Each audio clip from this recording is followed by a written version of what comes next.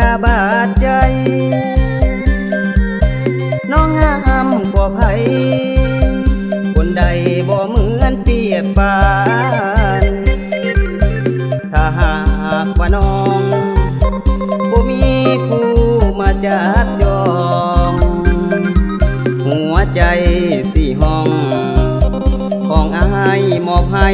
แก่นางบ่มีไผจะมาอยู่ในสายตามีแต่น้องนั่นนาคนเดียวที่อายเห็นใจอายนี่บ่ฮักไผก็ฮักแต่น้องคนเดียวบ่ได้ของเกี่ยวยิ่งอื่นนอกใจจากนา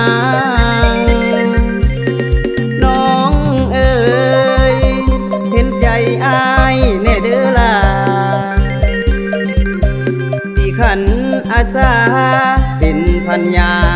สามีเลื่อยไปอายจะถนอมสมปองกับน้องคนดีถ้าวาสนามีสองเฮาจะอยู่ด้วยกัน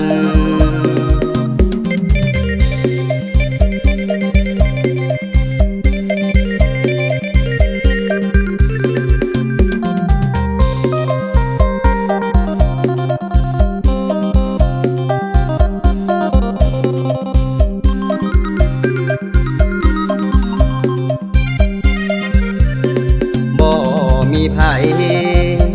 จะมาอยู่ในสายตามีแต่น้องนั่นนาคนเดียวที่อายเห็นใจอายนี่บ่ฮักไผก็ฮักแต่น้องคนเดียวบ่ได้ของเกี่ยวยิ่งอื่นนอกใจจากนางน้องเอ๋ยเห็นใจอายแน่เด้อล่ะที่ขันอาสาเป็นพันยาสามีเลื่อยไปอายจะถนอมสมปองกับน้อง